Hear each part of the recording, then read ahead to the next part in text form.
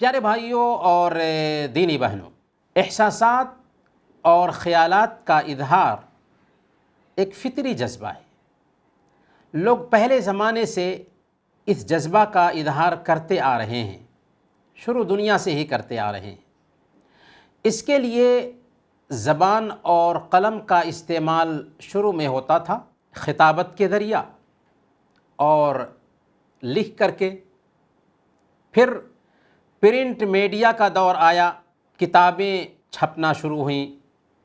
اس کے بعد electronic media کا دور آیا، ٹیلی ویژن اور ریڈیو کے ذریعہ احساسات اور خیالات کا اظہار ہوتا تھا۔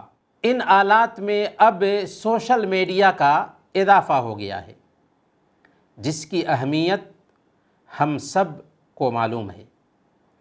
ہر فیلڈ کے لوگ آج سوشل میڈیا کا استعمال کر رہے ہیں اور اس سے فائدہ اٹھا رہے ہیں۔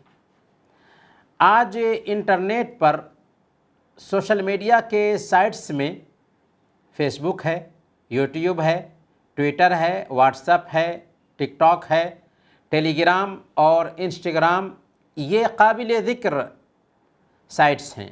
میرے بھائیوں، سوشل میڈیا آج ہماری زندگی کا جزء لا ینفک ہو چکا ہے، ایسا حصہ ہو چکا ہے جو زندگی سے نکل ہی نہیں سکتا، جدا ہو ہی نہیں سکتا۔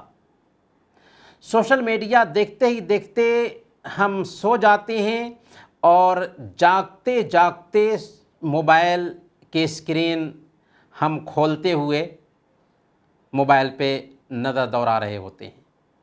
اس کے بغیر ہم ایک منٹ کے لیے بھی جی نہیں سکتے۔ یاد رکھیں، سوشل میڈیا ایک نعمت ہے۔ اللہ تعالیٰ نے قرآن کریم سورہ الجاثیہ آیت نمبر 13 میں بیان فرمایا، وَسَخَّرَ لَكُم مَّا فِي السَّمَاوَاتِ وَمَا فِي الْأَرْضِ جَمِيعًا مِّنْهُ، کہ آسمان اور زمین کی ہر چیز کو اس نے اپنی طرف سے تمہارے تابع کر دیا ہے، تمہارے مسخر کر دیا ہے۔ گویا سوشل میڈیا ہمارے تابع ہے، ہمارے لیے آسان کیا گیا ہے۔ یہ بہت بڑی نعمت ہے جس سے آج ہم فائدہ اٹھا رہے ہیں، ہم اپنی بات آپ تک پہنچا رہے ہیں۔ یہ سوشل میڈیا کا کمال ہے۔ لیکن یہ بات بھی نوٹ کر کے رکھیں کہ مسلمان نعمتوں کا استعمال محض آرائش کی چیز سمجھ کر کے نہیں کرتا، بلکہ ان نعمتوں کو خیر میں استعمال کرتا ہے۔ کیا آپ کو پتہ ہے کہ اسلام ہمیں سوشل لائف گزارنے پر ابھارتا ہے، رہبانیت سے منع کرتا ہے، سماج سے کٹ کر جینے سے روکتا ہے؟ ایک مسلمان کو سماجی ہونا بھی چاہیے۔ سوشل لائف ایک مسلمان کی زندگی کا حصہ ہونا چاہیے۔ اسی لیے اسلام نے سوشل ریلیشن شپ کی بڑی اہمیت بیان کی ہے، سوشل زندگی گزارنے پر ابھارا ہے۔ سنن ابن ماجہ کی روایت ہے، اللہ کے نبی صلی اللہ علیہ وسلم نے ارشاد فرمایا، المؤمن الذي يخالط الناس ويصبر على اذاهم افضل من المؤمن الذي لا يخالط الناس ولا يصبر على اذاهم۔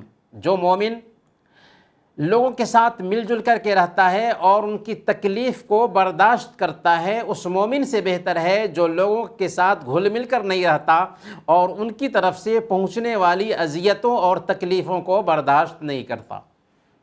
گویا کہ اسلام سوشل لائف پر ہمیں ابھارتا ہے اور ایک دوسرے سے ٹچ ہونے، ایک دوسرے کے ساتھ مل جل کر رہنے کی تاکید کرتا ہے۔ چنانچہ ماں باپ کے ساتھ، رشتہ داروں کے ساتھ، پڑوسیوں کے ساتھ، سماج کے ساتھ اچھا تعلق بنانے پر ابھارتا ہے، اور سوشل میڈیا ان سارے کاموں میں ہمارا سب سے بہترین طریقے سے ہیلپ کرنے والا ہے۔ اس لیے سوشل میڈیا ایک نعمت بھی ہے۔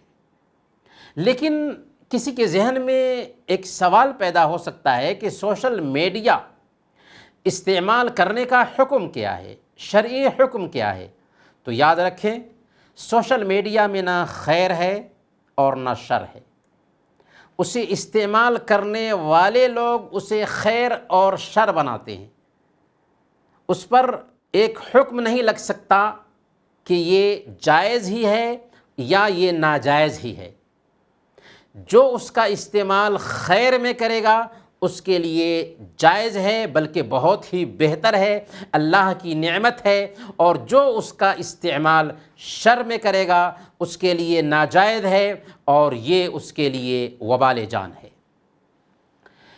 تو آج کی گفتگو میں ہم سب سے پہلے سوشل میڈیا کے فوائد کو جانیں گے، پھر اس کے نقصانات کو جانیں گے، پھر اس کے ساتھ ساتھ ہم یہ سمجھیں گے کہ اپنی نئی نسل کو سوشل میڈیا کے فتنے سے کیسے بچائیں، اور پھر اس کے ساتھ ساتھ اس کے تئیں ہماری کیا ذمہ داری آتی ہے، کس انداز میں اس سوشل میڈیا کا استعمال ہو، کس طریقے سے اس سوشل میڈیا کو فروغ دیا جائے۔